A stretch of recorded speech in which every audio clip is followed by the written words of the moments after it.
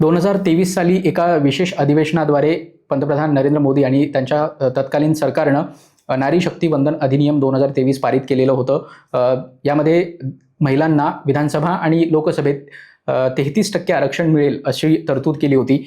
पण हे जेव्हा विधेयक पारित झालं होतं किंवा ही जी घटनादुरुस्ती पारित झाली होती तेव्हा ही घटनादुरुस्तीची अंमलबजावणी कधी होईल याबद्दल शंका व्यक्त केली जात होती. कारण ही घटनादुरुस्ती हे विधेयक पास झाल्यानंतर जी जनगणना होईल त्याच्याशी जोडली गेली होती आणि जनगणनेनंतर डिलिमिटेशन म्हणजे मतदारसंघांची पुनर्रचना होईल त्यासोबत जोडलं गेलं होतं. त्यामुळं हे 2034च्या लोकसभा निवडणुकीच्या आधी लागू होणार नाही अशी शक्यता वर्तवण्यात येत होती. त्यामुळं हे या आधी कसं लागू करता येईल यासाठी सगळेच पक्ष प्रयत्नात होते किंवा विशेषतः भाजपने यामध्ये पुढाकार घेतल्याचं दिसतंय. आता त्यासाठी काही महत्त्वाची कारणं देखील आहेत. ती कोणती आहेत ते आपण हळूहळू पाहूयात. हे जे नारी शक्ती वंदन अधिनियम 2023 जे बिल आहे त्यासाठी केंद्र सरकारनं पुन्हा एकदा म्हणजे जे 2034ची डेडलाईन होती ती 2029 पर्यंत आणायची आहे. त्यासाठी काय केलंय तर 16, 17 आणि 18 एप्रिल 2026ला संसदेचं पुन्हा एकदा विशेष अधिवेशन बोलवलंय. यामध्ये काय केलं जाऊ शकतं सरकारतर्फे तर 2034 ऐवजी 2029 पासनं महिला आरक्षण कशा पद्धतीने लागू केलं जाऊ शकतं याबद्दल सरकार प्रयत्नात दिसतंय. आता हे 2029 पासनं लागू कशा पद्धतीने केलं जाऊ शकतं तर त्यासाठी सरकार 2 किंवा 3 महत्त्वाच्या घटनादुरुस्ती यामध्ये आणण्याचा विचार करतोय. ज्याच्यामध्ये सगळ्यात महत्त्वाची घटनादुरुस्ती कोणती असेल तर 2029ला हे महिला आरक्षणाचं विधेयक लागू करायचं असेल तर जी डिलिमिटेशन आहे ती 2029च्या आधी पूर्ण झाली पाहिजे. मग 2029च्या आधी डिलिमिटेशन पूर्ण व्हायची असेल तर ती 2027च्या जनगणनेच्या आधारावर न करता 2011च्या जनगणनेच्या आधारावर केली गेली तरच 2029 साली महिला आरक्षण लागू केलं जाऊ शकतं.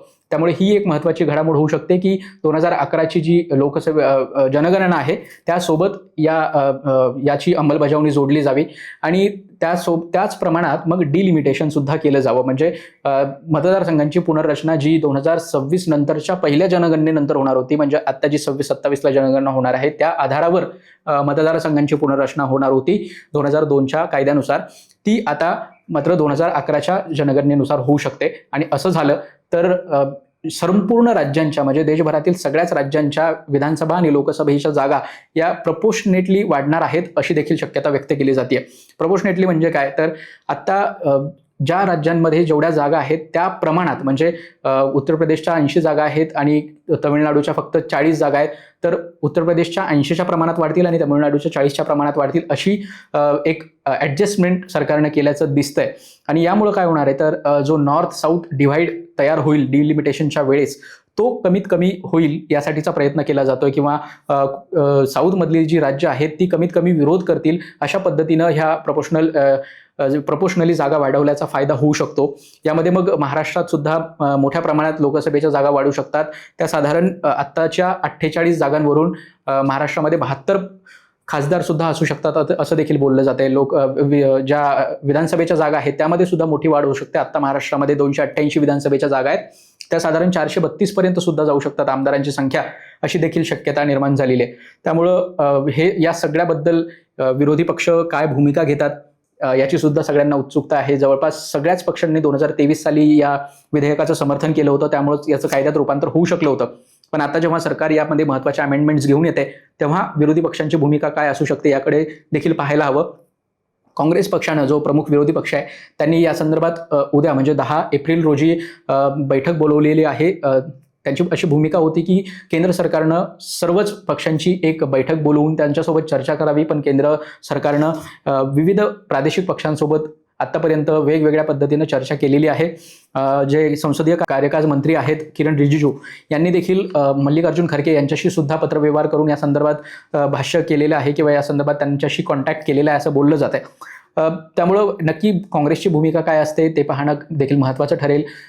या सगळ्या म्हणजे सरकार एवढी घाई का करते या विधेयकाच्या संदर्भात किंवा या कॉन्स्टिट्युशनल अमेंडमेंटच्या संदर्भात तर 16, 17, 18 तारखेला हे विधेयक जर संसदेमध्ये मांडण्यात आलं आणि त्यानंतर म्हणजे 23 एप्रिल आणि 29 एप्रिलला बंगालमध्ये 2 टप्प्यात आणि तमिळनाडूमध्ये 23 एप्रिलला एका टप्प्यात विधानसभा निवडणुका पार पडत आहेत.